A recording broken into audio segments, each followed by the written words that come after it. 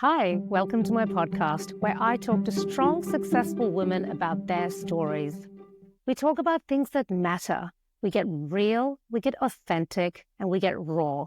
We talk about leadership, self-doubt, motherhood, the journey from going from an employee to a founder or a business owner, and everything else in between. So tune in, subscribe, and if you want to work with me as your business mentor or career coach, all the details are below. Hey everyone, today I've got with me Abbie, who is a very experienced executive and general manager for large consultancies like PwC, but also worked in leadership roles for startups in tech. Today, Abbie is an executive and leadership coach and team workshop facilitator known for building stronger, healthier teams. Welcome, Abbie. Thank you, Isis. Thanks for having me. So good to have you here. By the way, I want to share something with you. I don't know if you know this. You are in the top 5 people in my life that's had the most impact on me. Did you know that? No, I didn't. And what a cracker. Now I've got nothing else I can add or say. That's amazing. What a privilege. I just, for the listeners out there, Abbie and I worked together at an awesome little startup. And then Abbie became a coach, and I engaged Abbie's coaching services for a long time and still continue to do so when I need it. And she's the one that's really helped me figure out my mission and purpose of helping women feel seen, understood, heard, and valued. So really, I'm doing this today because of you. So thank you. Oh, can't wait to be part of this little bit of the journey as well. Well, let's kick off. I want to hear your story from wherever you want to start. Oh, my story. Let's start from I've arrived in Australia.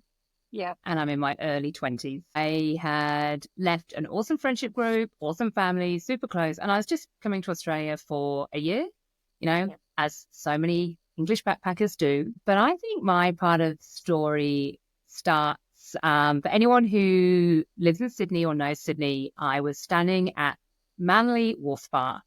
And picture a bar that's out over the water and the ferries come in and out. And I knew no B. Mm-hmm. I had arrived, I'd moved into a shared house with a couple of Aussie guys, didn't know them, and they just happened to be away that weekend. And I'd sat there and gone, okay, I've got to get out, I've got to do something. So I'd gone to Manly Wharf and I stood there with a glass of wine in hand and I pretended I was waiting for a friend. Oh. And I watched ferries come in and out and, maybe a friend would get off that ferry. But it was a real moment for me when I was like, I could stand here and I could wait, or I could actually do something about this because it's going to be a really long and lonely year. Yeah. So I walked up to a group of girls and just said hi and basically put myself out there and put myself absolutely at risk of being laughed at or just being a really super awkward moment. And they just invited me in, embraced me into that conversation. But I think that was my growing up moment. Yeah. And it's probably what I've applied to everything else in my life from that point on, because obviously I didn't just stay here for a year. It's now coming up 20 years. Wow. There will be a point in the next few years where I've been in Australia longer than I was in England. That's huge. It's a huge moment, but there's just been so many of those little moments of courage where I've just gone, do it now, or say yes, and then work it out. And that's probably been my story. So I was a general manager, as you said, for a startup for a while. That was a huge leap of faith because I'd left a steady corporate career to do that. But I was so bought into their vision and their purpose. And again, that was a moment of just going, just trust in this moment. And if it doesn't work out, that's okay. You can find something else. But it was a courageous moment. And then I did the same when I went out on my own as a coach and a facilitator. A bit of follow my heart, a little bit of just make a move, and then you kind of got to follow through with it for the time being. But just little adjustments along the way as they're needed as well. So that takes me to where I am now. Wow, that is so inspiring. I did not know a story about Sydney. I mean, Yeah. let's pick up on that because something that I hear a lot about is self-doubt. And we've all been victims of this. I feel like it really is connected to what you were just saying. Little moments of courage and bravery. I love that because they don't have to be big leaps of uh, courage or bravery or big decisions that you have to make. But actually, there's that moment where you thought, okay, I'm going to go to those group of women. And I'm just going to say hi. That's Yeah. amazing. Tell me about, your thoughts on self-doubt and when it comes up and how do you manage it? Oh gosh, is there anyone who doesn't experience self-doubt? Yeah. For me, I think it's that little voice, that chitter chatter that gets Mm, into your head, that voice that you just really want to silence and you can't. Um, and for me, it's very much, I think, comes from a fear of just not being good enough, or actually, no, yeah. not of being found out. Not being So, found out. Say more. so if I think back to, I guess, more recent times, thinking about the first workshops that I Yeah. used to run for teams, Yeah. it was that, who are you to be doing this? Mm, What if you can't engage everyone? And what mm, if you're not interesting enough or you don't have the right things to share? yeah. And it was the almost like, I guess it's that imposter syndrome, but is Mm, someone going to find out that this is my first time or my second yeah. or my third? Yeah. Um, and then take that step of courage and open that door. And the moment you walk in, you're on. And my goodness, to this day, and I've done so many workshops now, but I Yeah. prepare and I prepare and then I prepare some more. Yeah. And that is my armor. Mhm. So I know that the moment I open that door, I've done everything I could possibly do. And then Mm, I go and have a whole load of fun. mm. Okay. And I Yeah. and I think that's what silences that voice. Because if I stayed up in my head, I'm Yeah. not going to be any use to anyone in that room. And that voice would Mm, probably just get louder and louder. But I know now that actually I deliver a really good workshop. And there you it's go. because I'm with the people in the room and took those moments of courage.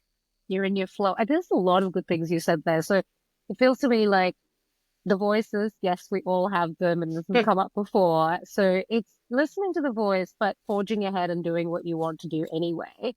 But Yeah. also the thing that you said about armor is really interesting. So it's like, you know that for you, if you feel prepared, then you can say to the voices, hey, I'm prepared. I'm good now. Thank you. I'm going to go in and do this thing and having fun. Like, you know that what you're about to do is going to be fun. Yeah. And I love what you just said, that thank you, because I think that voice is probably popping in for a reason.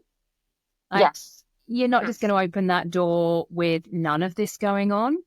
Yes. Um, but it's told you where maybe you need to grow or you need to focus. And then you can just listen to it and then say, thanks, but I've Yeah, got this and I'm going to do exactly. this. And if I don't have it, I will next time. Exactly. And I think this is something that my psychologist tells me all the time. Just listen to that voice and make sure you do appreciate it because otherwise it gets louder and it sits there and it Yeah. just chatter and does not go away. And it just wants to be seen and acknowledged. And often it's fear, isn't it? It's that what you Yeah. mentioned about it's interesting how self-doubt is intermingled with imposter syndrome as well, because I was at a judging panel the other day, and one of the speakers was saying how women often feel like they have to be 99.9% qualified for any job they apply for. Or in fact, Oh, if they don't have that 0.1%, oh, I'm not going to apply for that job or I'm not going to do yeah. something. And one of the men in the audience said, and none are happy to be 25% qualified. And we all laughed, because I thought, yes, this is so true. So where do you think that comes from? It sort of speaks to that imposter syndrome where we feel, I think there's a lot of women we have to be, got to have it all before we even put our, um, yeah, hat in the basket, so to speak. Yeah. Yeah.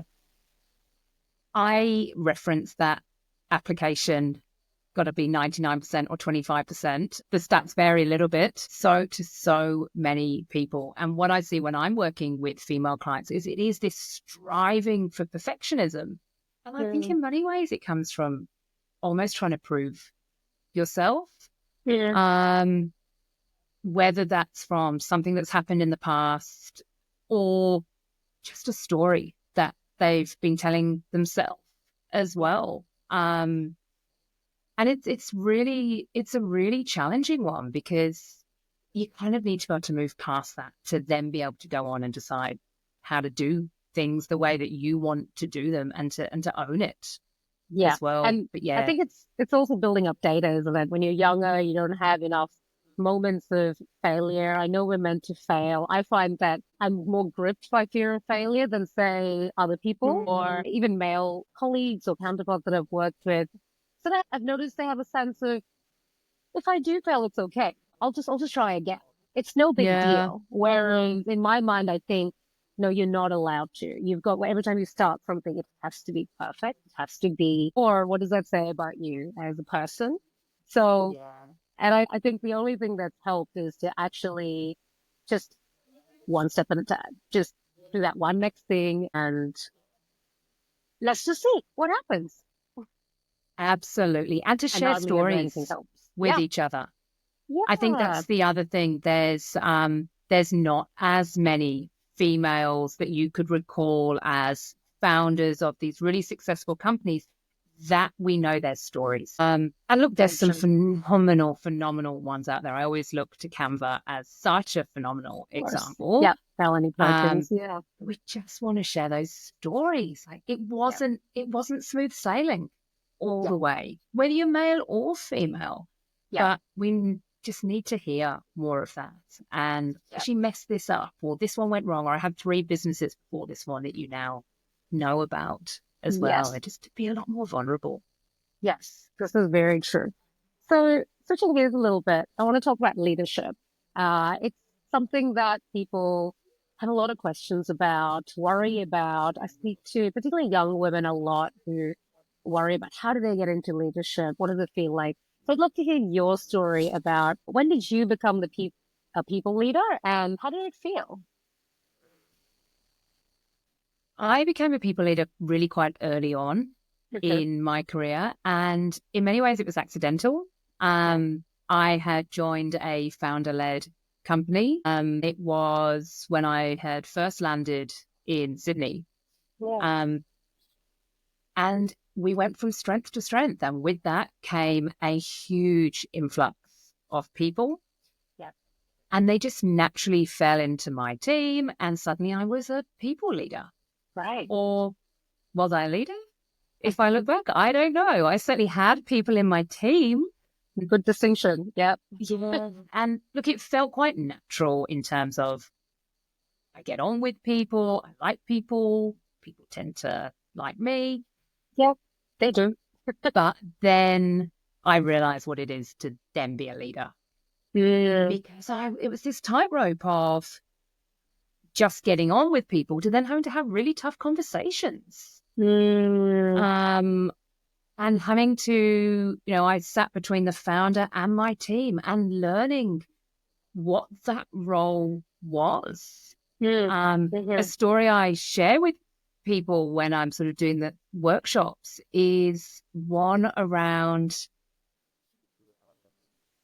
it's like I put myself in this role as the protector.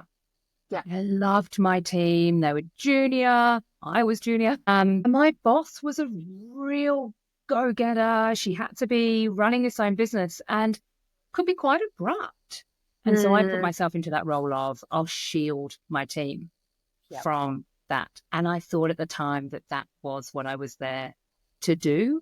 But I realized that I was actually assuming that they didn't have what it took to be able to interact and find their own relationship with, that's really interesting, with our boss. And when I went overseas for a period of time, I kind of had set them up for failure because they hadn't been doing that.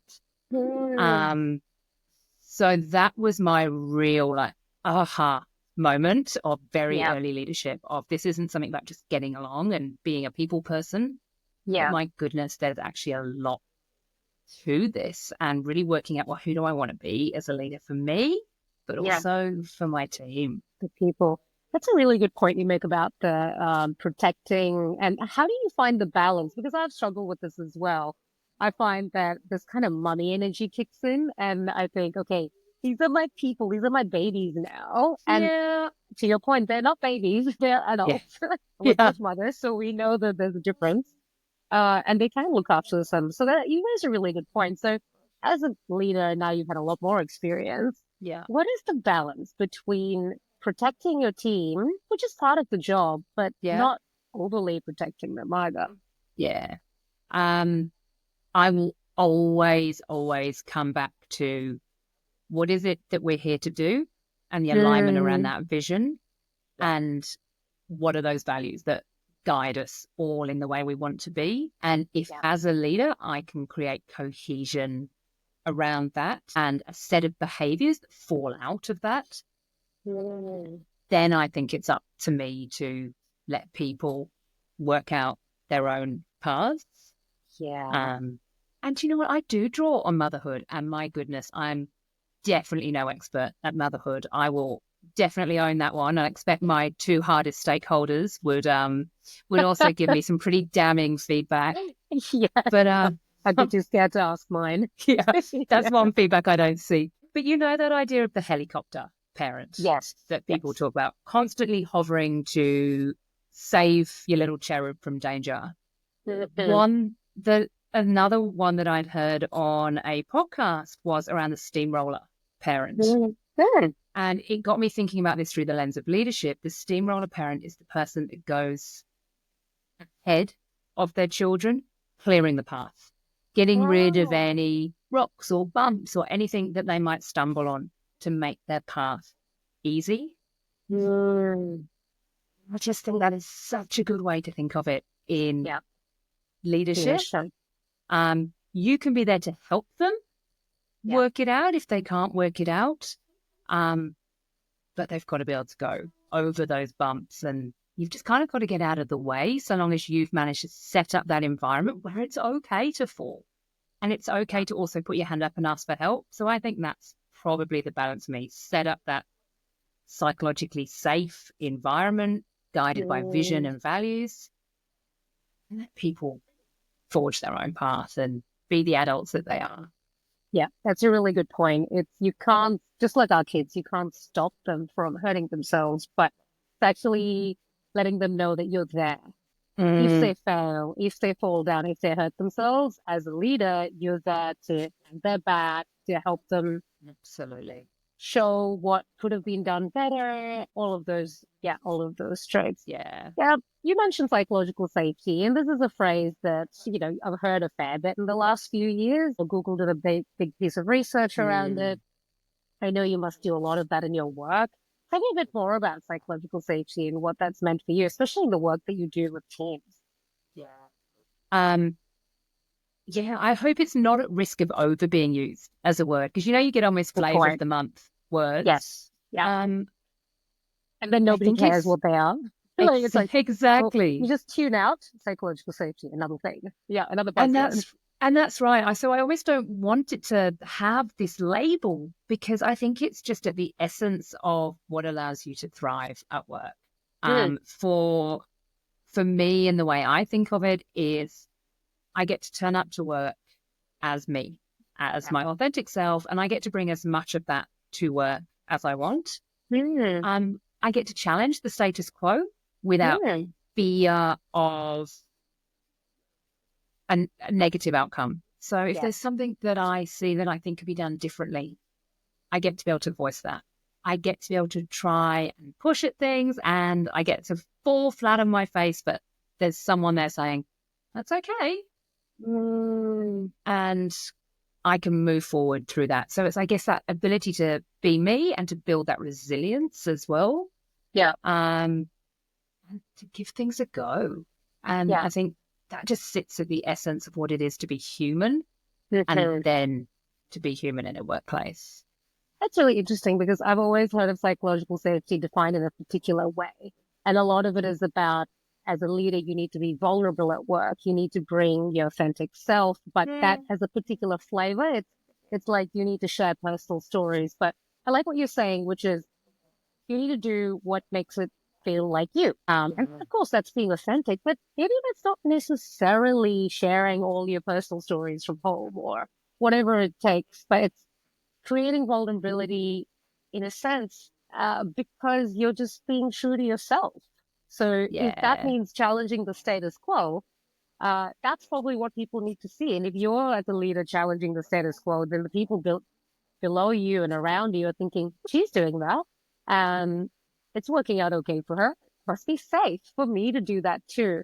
So Yeah. that's what I'm taking away from what you're saying, actually. It's really Yeah. interesting. And I think it's not even just about that challenge. It's about knowing who you are and what you bring and being Yeah. comfortable to bring that. And I think you should bring warts and all from home?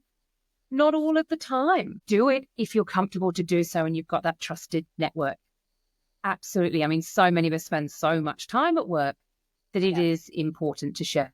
But I think it's that word authenticity that's key. And if I could add into that consistency, if you Yeah. can just show up as who you are in every given situation consistently, Yeah. that's where I think you build that trust. And that's where I think when everybody's doing that, you can create that safe environment to then give Yeah. things a go. And Yeah. the classic line is to fail safely. And I think we need that for creativity to come about. Yeah. And I think leaders are really important in creating that environment, because I've definitely worked in a lot of environments where it was not okay to fail or didn't feel that my leader had my back if I did do something Yeah. wrong. So I think it's so important to do that. So here's a tricky Yeah. one, and I hear this a bit, which is going back to women and women in workplaces, and authenticity, actually, because often, especially as a young woman in a male dominated industry that I worked in, I always struggle with knowing how to be, how to act, and where are all the other women. So the question's actually about women backstabbing other women. So this is I actually find this really tricky, which is why I think it'll be really good to have a discussion about it. Because, something I hear is, yes, women should support each other, but we all have an experience where we have been the victim of another woman not supporting us. And what I've started saying to people, and I'd love to hear your opinion on this, is we talk about seats at the table. There's only so many seats at the table for women. And what I Yeah. notice is because there's only one or two seats, we're shoving other women to get that seat. But what we actually need is to create more seats for women. So there is no need for us to compete with Yeah. each other. But it's easy to say that. I don't know what it looks like totally in practice. So I want to hear, your thoughts on how do we do that in practice? I wish that this wasn't even a conversation to be had around seats at the table. I've been doing quite a bit of work recently in this space. And the thing that I've probably reframed my thinking a little bit on it, is it's about looking at it at a systemic level. So rather than coming in and going, okay, we need quotas, we need more seats here, which then hopefully would mean that we all feel more comfortable and we're not having to backstab.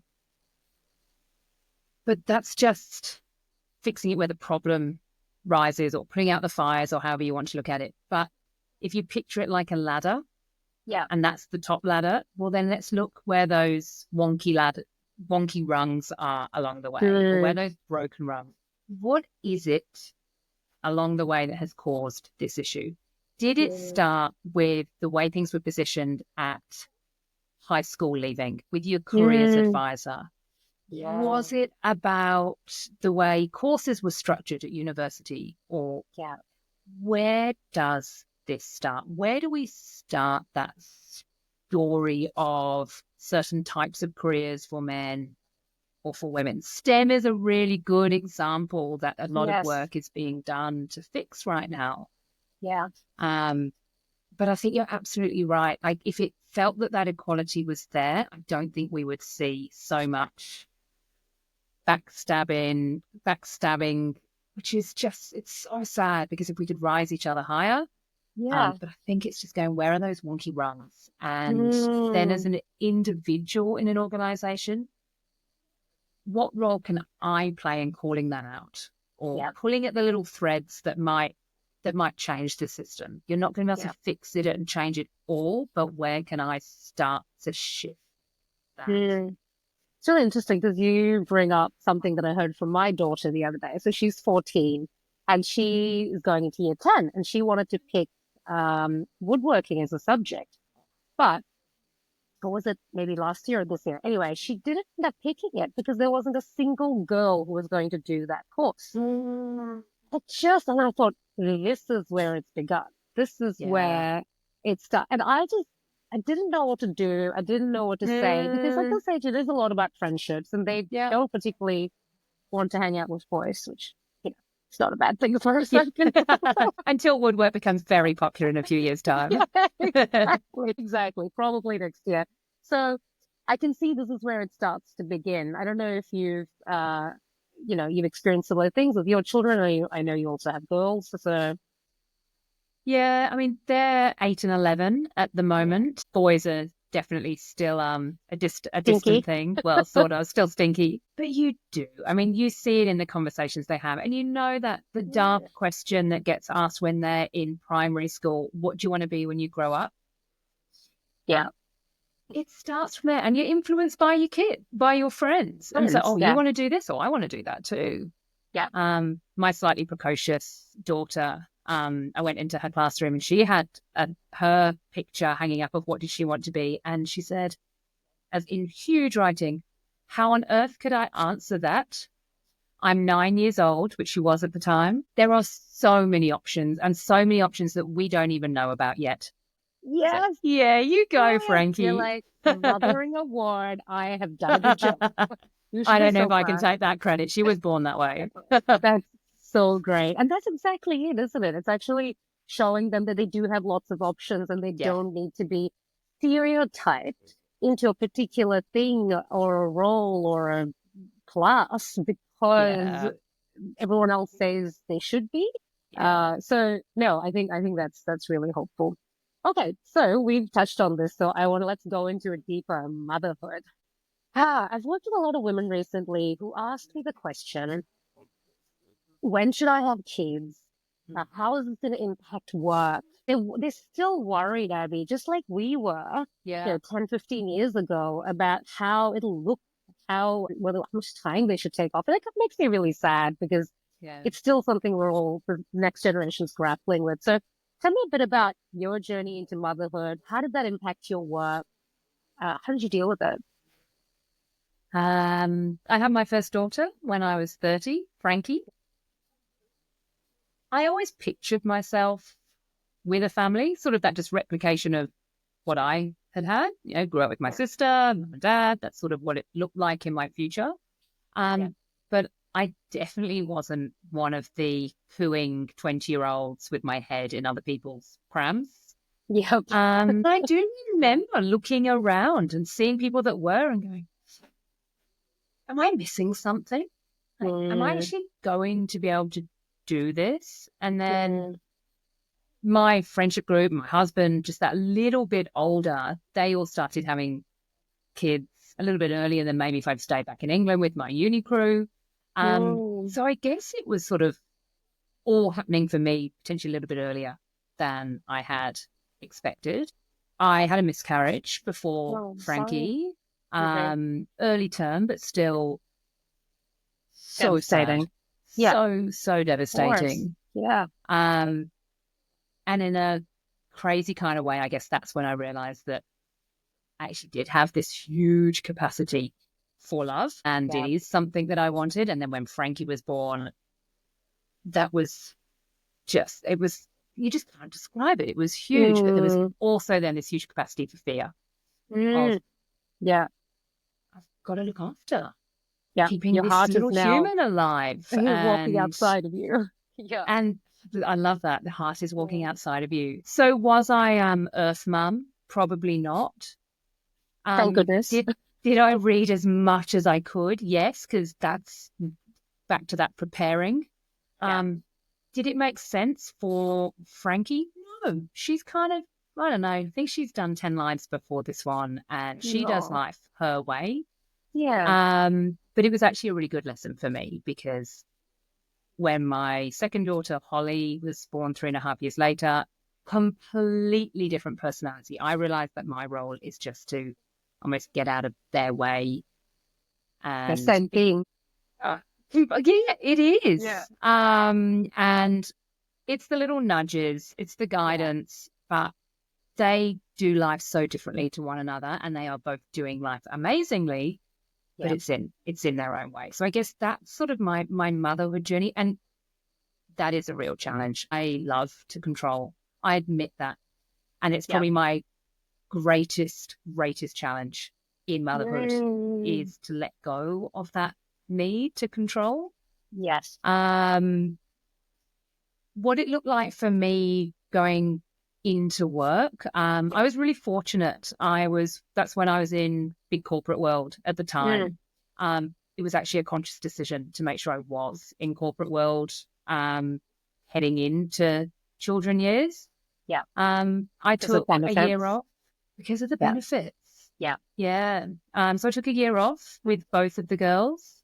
Yeah. And then I've always worked part-time since to this day. Even for my own business now, I try to work part-time, but I played with it. And I think that's probably advice I'd give to people is I think it's really important to create a vision of how you want it to be, but then be okay to change that and change that numerous times as well.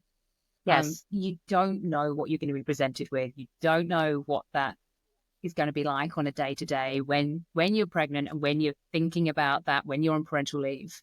So be okay to switch and change, but then be super clear with your team and super clear with your leader about what it is that you need for your life and your career and how they're going to get the best out of you, because this is how you need to work at that time. Yeah. The control thing is really interesting. I completely resonate with that. Like a lot of us high-achieving women have had ambitions and have, set our sights on a certain goal. And I've often found in my 20s, when I set my sight on a goal, I would work relentlessly past every obstacle to get that goal. And as soon as my little Maya came along, it was like, I could set a goal about her sleeping through the night at 3 months old, and she would not. And it didn't matter what I did, she would not. So it was very humble. I think someone who felt like I could control a lot of what I did in the work sphere. As a mother, I found it to be completely the opposite. In fact, I want to share a story which I think you'll find funny. Is how I became a mother. I was having a time in Google, this is in San Francisco, where it was actually quite boring and my boss had just left and I was thinking this was really not very exciting. And with my husband, then we'd moved to San Francisco. It was a very tricky project as far as I was concerned. I remember sitting down thinking, I need another project that's going to be exciting and that's going to challenge me like nothing's challenged me before. 25, 26 years old. What did I know? And remember watching all of these TV shows about birth and midwifery and thinking, yeah, this looks like a really good challenge. Let's do that. Let's have a baby. That's literally how I decided motherhood was going to be the choice for me. And needless to say, it was, it turned out. It the challenge? Oh, yeah. It's still going. And I feel like it'll be going for a very long time. So, challenging. So, thinking about going back to work. So, what were some of the challenges that you found? How did life change for you? And you said you've always worked part-time. Before and after. It changed in the fact that there was no option to be sitting there at 7:00 at night. And I think I'd come back after my second parental leave.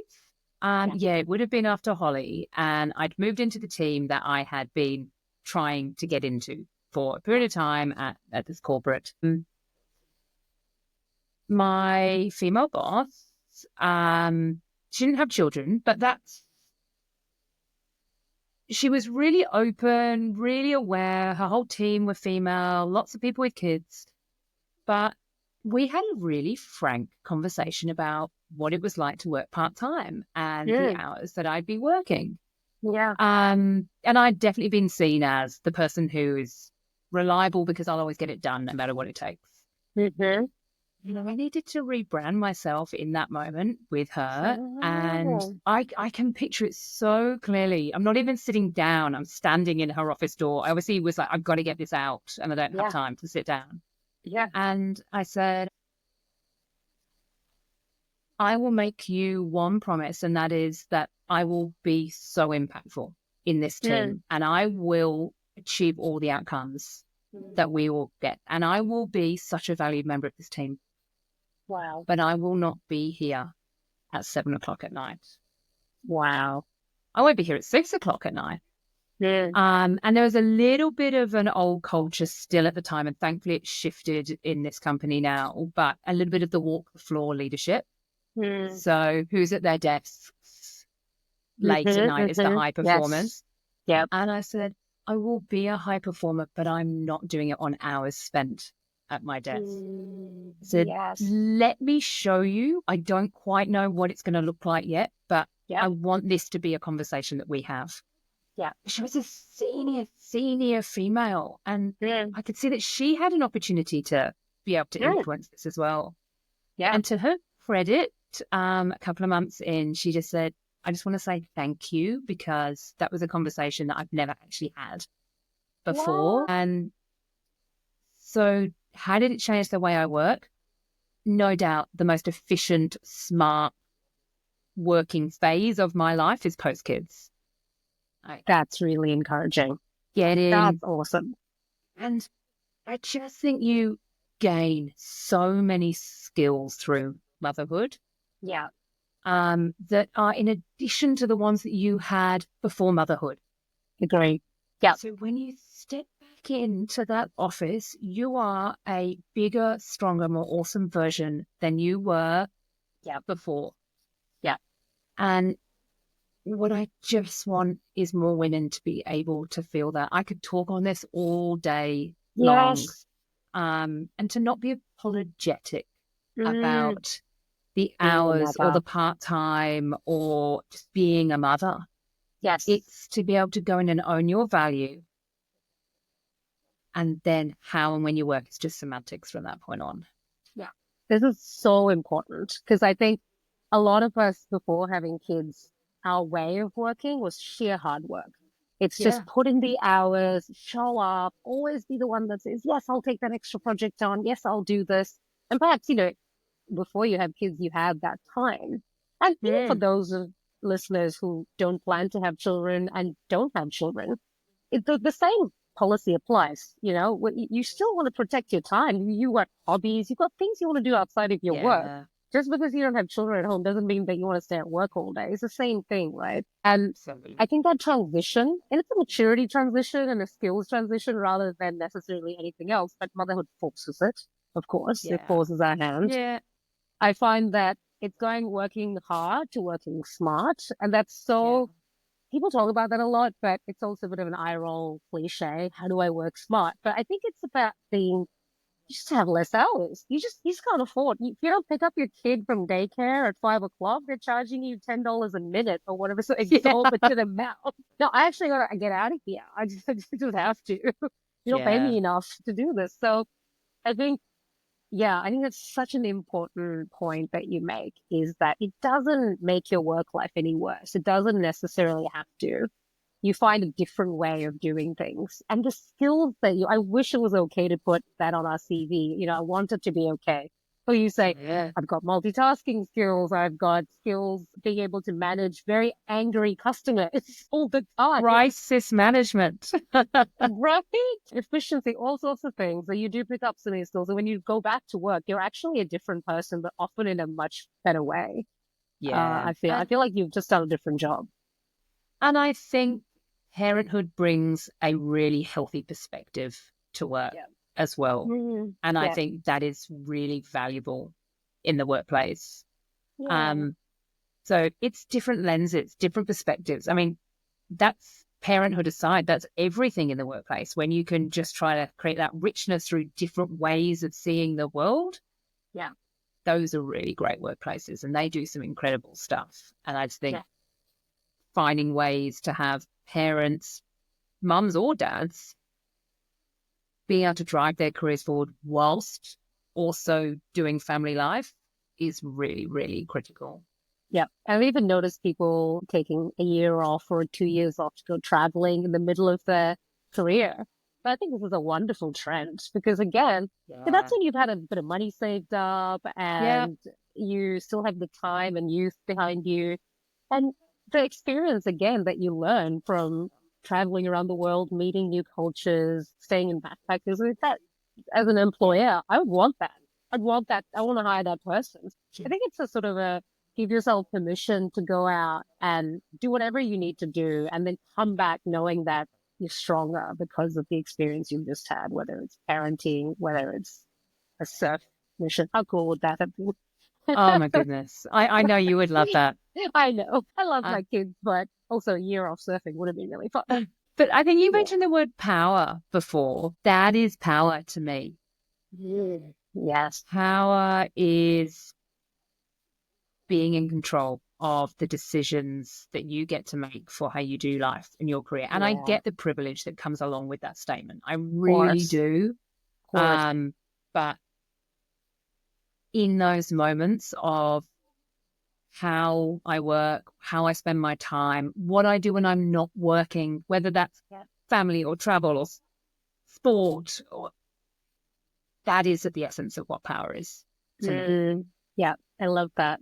It's also agency, isn't it? It's actually knowing that you've got the agency to make the decisions that benefit you, and that the decisions that benefit you doesn't necessarily harm anyone else. Obviously, let's make sure that they don't harm other people. But I also find that people hesitate to find the power to do the things they want to do because they're worried about how it impacts other people. But I often find that actually when you do follow your own path, it benefits more people than you would think. Absolutely. So, okay, parting words. What advice would you have for women listening to this in terms of navigating work and possibly parenthood and leadership? I know it's pretty broad and general, but just, if you had some parting words for us. Take the time to get to know who you are. Who you are right now. Before you start making the plans and setting the goals, what's important to you? What makes you tick? What motivates you? What are you innately good at that perhaps you don't even recognize as a strength? What are your values, which quite simply, what do you care about? How do you want the day-to-day to be? Do that work. And it's almost like this beautiful filter that you then get to run the rest of your decisions through. Sort of think of it as a little bit of a funnel.